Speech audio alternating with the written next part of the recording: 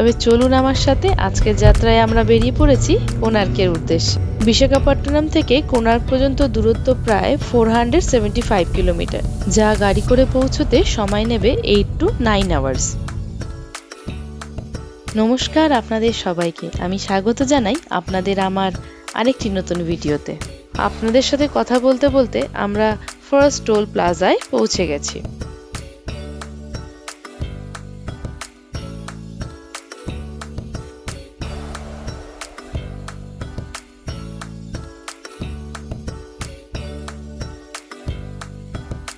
এখন আমরা ডাইরেক্ট কলকাতা যাচ্ছি না, আমরা কোণার্ক যাচ্ছি। সেখানে আমরা থাকবো, থেকে কোণার্ক ভালো করে ঘুরে তারপর আমরা কলকাতার জন্য নেক্সট ডে রওনা দেব।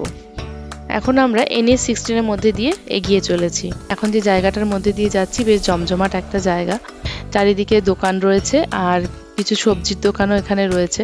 এটা বিশাখাপত্তনম আর শ্রীকাকুলাম এই দুটো জায়গার মাঝখানের একটা জায়গা, কিন্তু এই জায়গাটার নাম কি সেটা আমি আপনাদেরকে ঠিক বলতে পারবো না।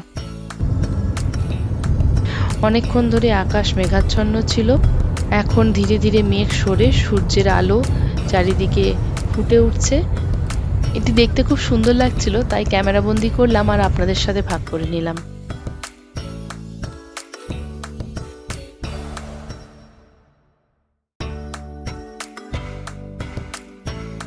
লাল মাটি দেখে অনেক গান মনে পড়ছে, তবে গানগুলো এখন গাওয়া যাবে না। আপনাদের কি কি গান মনে পড়ছে আমাকে কমেন্ট করে জানিয়ে দিন। আমরা কিছুটা রাস্তা পার করে এসেছি আর অনেকটা রাস্তা এখন পার করতে হবে। তার মধ্যে এখন বাজে ঘড়িতে 9:15 আর পড়ছে বৃষ্টি ফোঁটা ফোঁটা।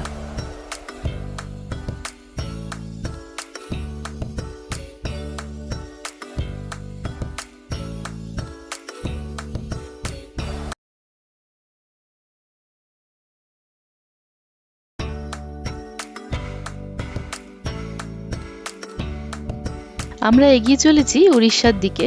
উড়িষ্যা আসার আগে একবার আন্ধ্রা একবার উড়িষ্যা এই দুটো রাজ্যের মধ্যে দিয়ে যেতে হয়।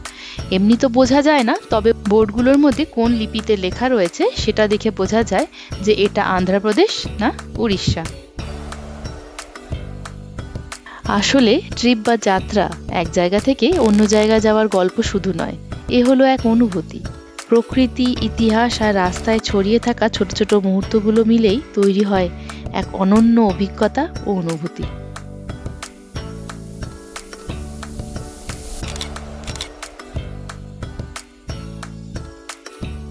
Welcome to Orissa. এখন আমরা ঢুকে পড়েছি উড়িষ্যায়।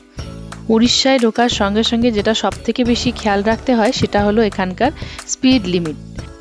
গাড়ির স্পিড লিমিটে রাখতে হয়, আর এক একটা জায়গায় এক এক রকম লিমিট দেওয়া থাকে, তো সেটা খুব খেয়াল করে আমাদের এগোতে হয়। আপনারাও তাই করবেন, না হলে কিন্তু প্রচুর চালান কেটে যাবে আর টের করতেও পারবে না। পরে একবারে দেখবেন আপনাদের অনেকটা অ্যামাউন্ট দিতে হচ্ছে।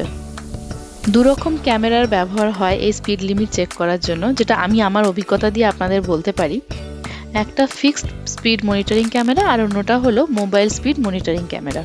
মোবাইল স্পিড মনিটরিং ক্যামেরা যেটা পুলিশের কাছে থাকে, পুলিশ গাড়ি নিয়ে কখন কোথায় দাঁড়িয়ে থাকবে কারো জানা থাকে না, সেই জন্য উড়িষ্যায় এলে পরে খুব সাবধানে গাড়ি চালাবেন যাতে আপনাদের অনেক বেশি চালান দিতে না হয়।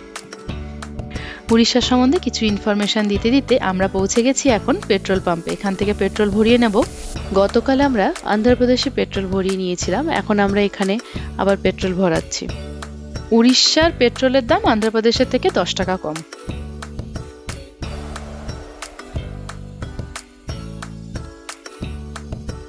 Two hours 30 minutes continue drive করার পরে এখন আমরা আর গাড়ি দুজনেই একটু রেস্ট নিয়ে নেব, তাই আমরা নিয়ে নিচ্ছি টি ব্রেক।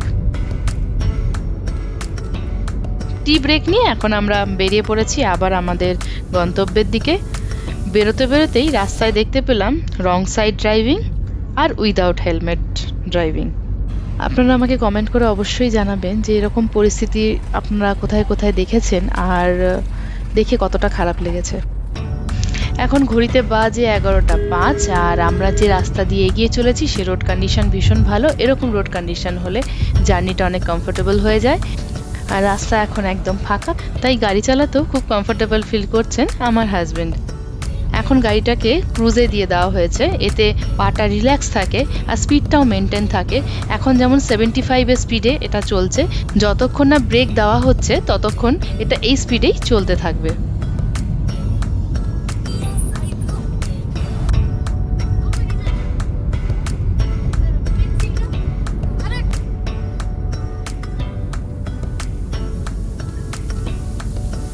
সামনের বাইকে বসে আছে কালো জামা পরে দুটো ছেলে। এরা অনেকক্ষণ ধরেই উইদাউট হেলমেট অনেকটা রাস্তা হাইওয়ের ওপরে এইভাবে বাইক চালিয়ে চলে আসছে।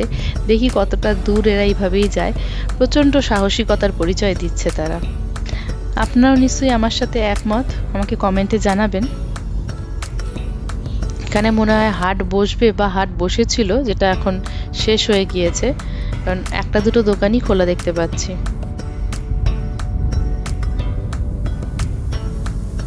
কোনার্ক যাওয়ার সময় শ্রীকাকুলাম ব্রহ্মপুরকে আমরা বাইপাস করে চলে এসেছি, আর এবার আমরা চিল্কা হ্রদকেও বাইপাস করে চলে এসেছি। আপনাদের মধ্যে অনেকেই হয়তো চিল্কা হ্রদ দেখেছেন। আমিও গতবার যখন এসেছিলাম তখন চিল্কা হ্রদটা ঘুরেছি, সত্যি খুব সুন্দর জায়গা। চিল্কা লেক হলো ভারতের বৃহত্তম লবণাক্ত জলাধার এবং এশিয়ার অন্যতম বৃহৎ লেগুন। এটি উড়িষ্যা রাজ্যে অবস্থিত এবং বঙ্গোপসাগরের সাথে সংযুক্ত। এই হ্রদটি তার প্রাকৃতিক সৌন্দর্য, জীবন বৈচিত্র্য এবং পাখিদের ও ডলফিন আর কচ্ছপের জন্য বিখ্যাত। আপনারা কারা কারা চিল্কা হ্রদ ঘুরেছেন আমাকে অবশ্যই কমেন্ট করে জানাবেন। আর চিল্কা সম্বন্ধে যদি আরও কোনো ইনফরমেশন থাকে সেটাও আমাকে কমেন্টে জানান। এই রোডটা সোজা চলে যাচ্ছে কলকাতার দিকে, এটা NH-16। আমরা এখন যাব কোনার্কে, তাই আমরা এই ফ্লাইওভারের নিচ দিয়ে রাইট টার্ন নিয়ে কোনার্কের দিকে এগিয়ে যাচ্ছি।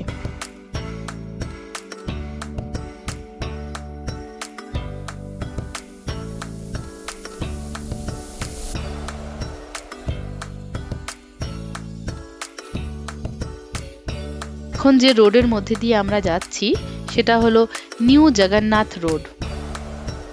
এখন আমরা গাছেদের তৈরি হয়ে যাওয়া টানেলের মধ্যে দিয়ে আর দুপাশে খালি মাঠ ও চাষের জমি এইসবের মধ্যে দিয়ে এগিয়ে যাচ্ছি কোনার্কের দিকে।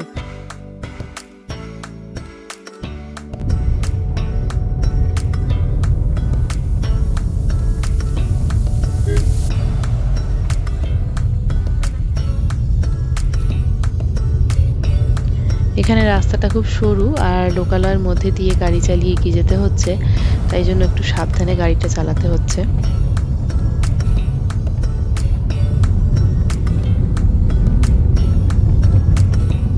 এতক্ষণ আমরা নিউ জগন্নাথ রোডের ওপর দিয়ে আসছিলাম, এখন আমরা ভুবনেশ্বর পুরী রোডের মধ্যে দিয়ে এগিয়ে যাচ্ছি।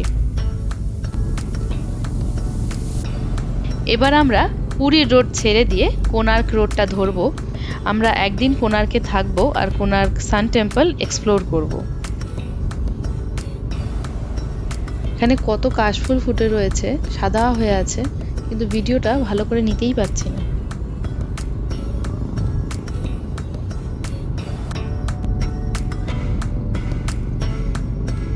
এখান থেকে কোনার্ক 27 কিলোমিটার। এটা ন্যাশনাল হাইওয়ে 316, আর যে মাইলস্টোনটার মধ্যে ইয়েলো কালার রয়েছে সেটা ন্যাশনাল হাইওয়েকে ইন্ডিকেট করে। ডিসেম্বর মাসের শেষের দিক, আর এখনো এখানে কাশফুল ফুটে আছে, সেটা দেখে খুব ভালো লাগছে।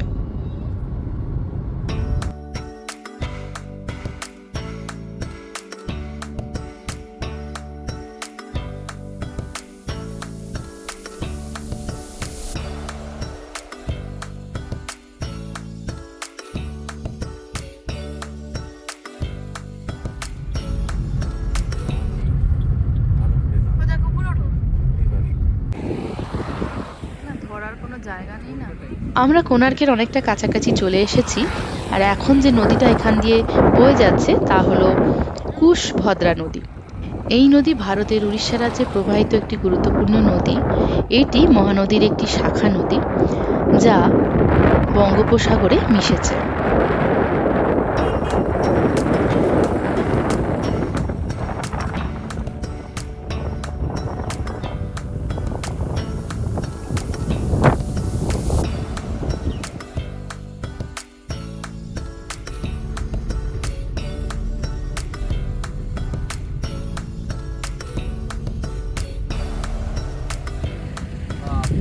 এখন আমরা সমুদ্র দেখতে দেখতে পুরী কোণার্ক মেরিন ড্রাইভ রোডের ওপর দিয়ে এগিয়ে যাচ্ছি।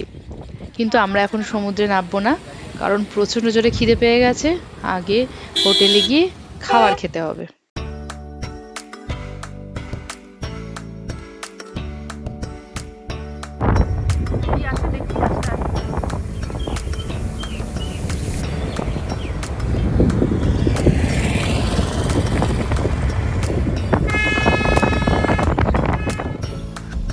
সময় হলো 2:30 আর আমরা হোটেলে পৌঁছে গিয়েছি।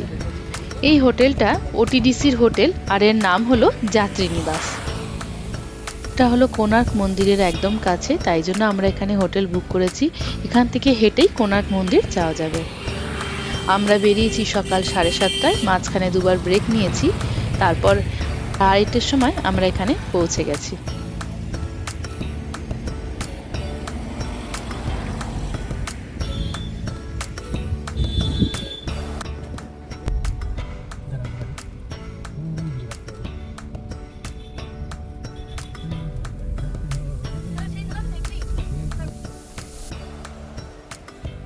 আমি আপনাদের হোটেলটা বাইরে থেকে দেখিয়ে দিচ্ছি।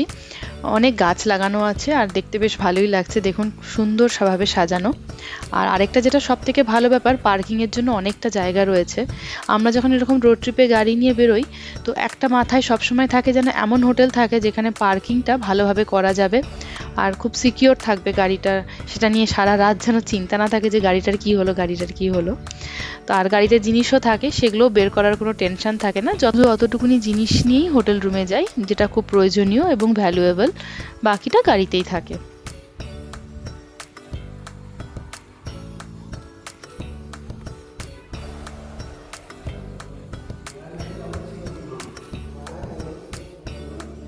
এই জায়গাটা হলো রিসেপশন আর আমি এখন রুমের দিকে এগিয়ে যাচ্ছি।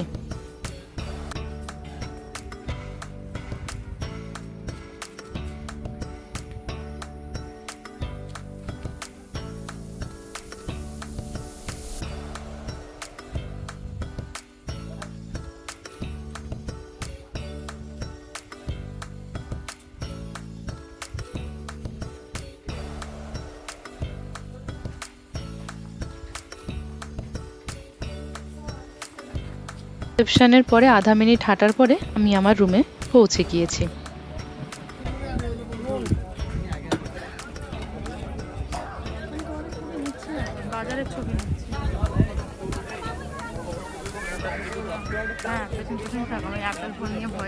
যে কথাটা আপনাদের একটু বলার ছিল সেটা হলো, আমি হোটেল রুমের ট্যুর আর আপনাদেরকে দিলাম না, তার কারণ হোটেল রুমটা আমার খুব একটা ভালো লাগেনি আর রেস্টুরেন্টটাও সেরকম ছিল না আর খাবারের আইটেমও খুব কম ছিল। তো মোটামুটি যা ছিল সেগুলো খেয়ে আমরা এখন বেরিয়ে পড়েছি, কারণ প্রচণ্ড জোরে খিদে পেয়ে গেছিলো। আর এখন এরপরে সন্ধে হয়ে গেলে আর আমরা এখানে কিছু দেখতে পাবো না। এই মন্দির নিয়ে আমি যা কিছু দেখব তাই আপনাদের সাথে আমি শেয়ার করব। আর আজকের মতো আমি ভিডিওটা এখানেই শেষ করছি। দেখা হচ্ছে আবার পরের ভিডিওতে। ভালো থাকবেন, সুস্থ থাকবেন। ধন্যবাদ।